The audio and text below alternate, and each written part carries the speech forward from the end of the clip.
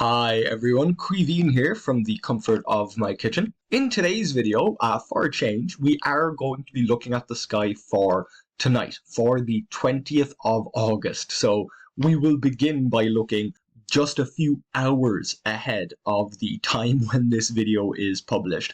But don't worry if you're getting to this video a day or two late. In fact, this video is specifically about why you don't need to be too excited about the super blue moon that is rising just next to Saturn tonight. Now, of course, that sounds pretty impressive. The moon, of course, is orbiting the Earth in an ellipse. If you've seen some of my previous videos, you've heard me talk about supermoons and micromoons and a little bit about why we get total solar eclipses and annular solar eclipses. And if we take a look at the moon here, this is, the 20th. It's there at 98.1%. We'll move a little further forward. In fact, let's go back to yesterday there. 99.8%. That's really not bad. So here, on Monday the 18th, the moon will be rising just 360,000 kilometers away from us instead of 400,000 kilometers away from us. And of course, that's the furthest the moon can get, 400,000 kilometers away. That's the most distant we'll get to see the moon when it's a micromoon. When the moon is closer to us when it's full, that is a supermoon. And 360,000, that's almost as close as the moon can get, but not quite. Now, here on the 19th, just yesterday, the moon was 99.8% full for us here in Ireland. Of course, that's great. We don't always get to see the moon at exactly 100% full. And even if we did, it would only make a rather subtle difference.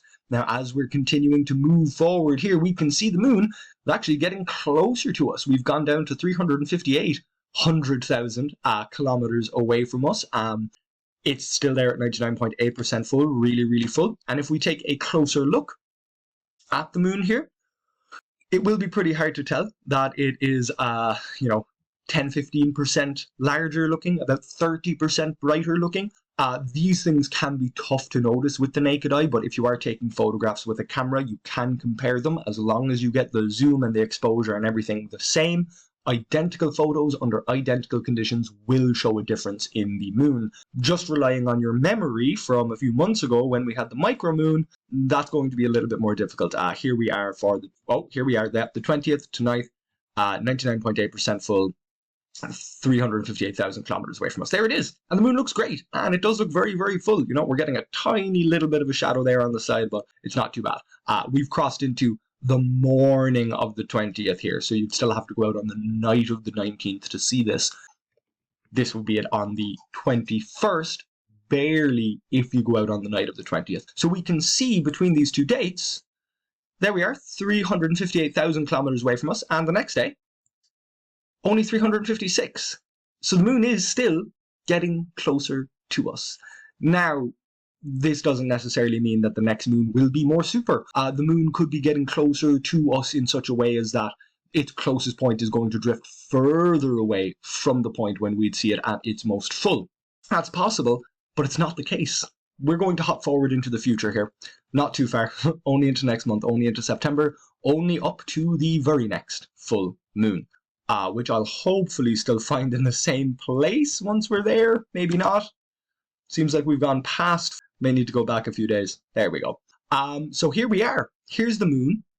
Actually 100% full for us here in Ireland. And that covers a reasonable portion of Europe. Ireland, England, a lot of the Iberian Peninsula, France, Germany. You're going to be able to see the moon at 100% full. Not 99.8, 100%. And at just 353. It's 996. Let's round it up. 354,000 kilometers away from us. The supermoon we're getting next month is more super. It's closer to us by over 1,000 kilometers, 2,000 or 3,000 kilometers closer to us next month. Some of you who've been keeping up with my channel may remember the micromoon that we had earlier in the year. From that micromoon, I went forward. And based on the numbers I was seeing and the numbers we're seeing here, that supermoon was not in August.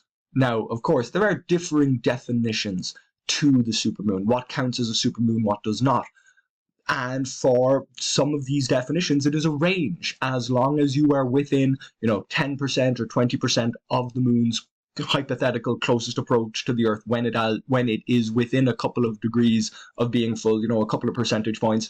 This moon at 99.8% full, it's only 2% away from being full, and it will be full for another part of the Earth a little bit later or earlier in this, 24-hour period. We won't get to see it here in Ireland.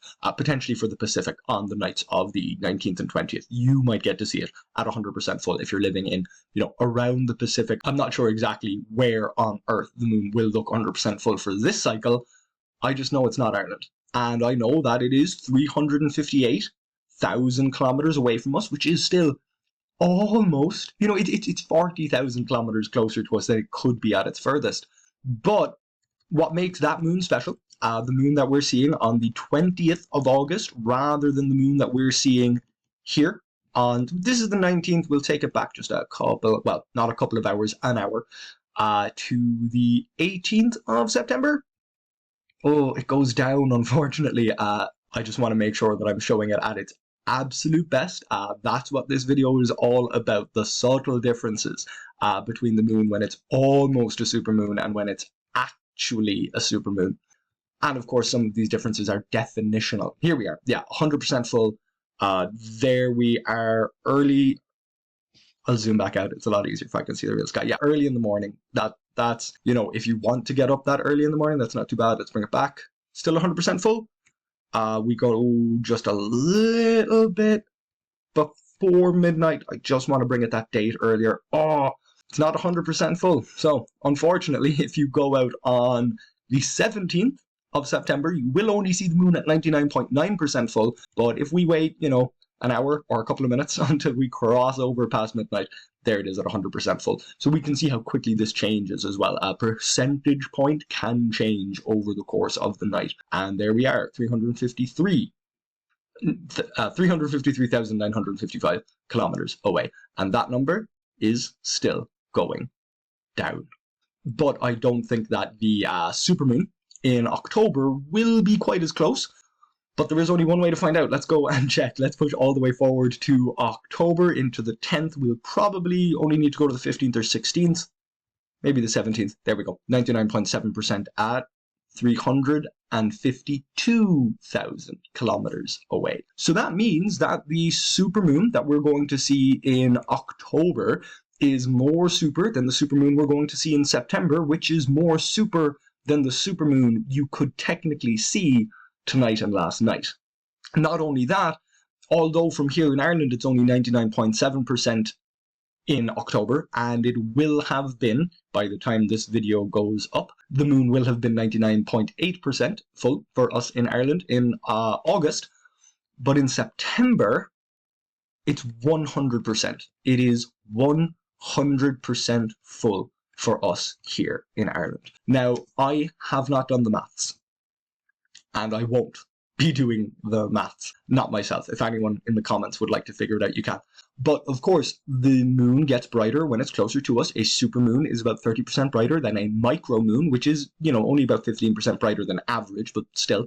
However, that is, assuming a 100% full moon. As soon as you start, say, taking percentage points off that fullness, well, a moon that is, 2% less full, I don't know if it's exactly 2% less bright, but it is definitely a little less bright the further you are away from that 100% super.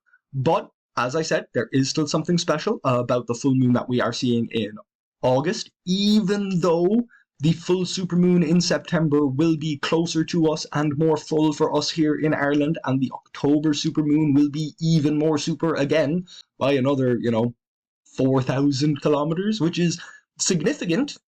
If you have to walk it, 4,000 kilometers would be quite a trek. In terms of our distance to the moon, it's still only a tiny fraction of the overall range of nearly 50,000 kilometers either way. But this moon is the fourth we have gotten in this season. Because the lunar month, the actual lunar cycle is 29.5 days, not 30, that means that sometimes we'll get 2 full moons in 1 month, or 4 full moons in 1 season instead of 3. That only happens because of where we put the seasons and the fact that the months are 30, 31, or 26 or 27 or whatever for February, because the months don't line up with the lunar cycle, we get an extra moon sometimes, and we call that moon blue, despite the fact that there is no difference in color. This blue moon won't look better than any other full moon that's 99.8% and 358,000 kilometers away from us.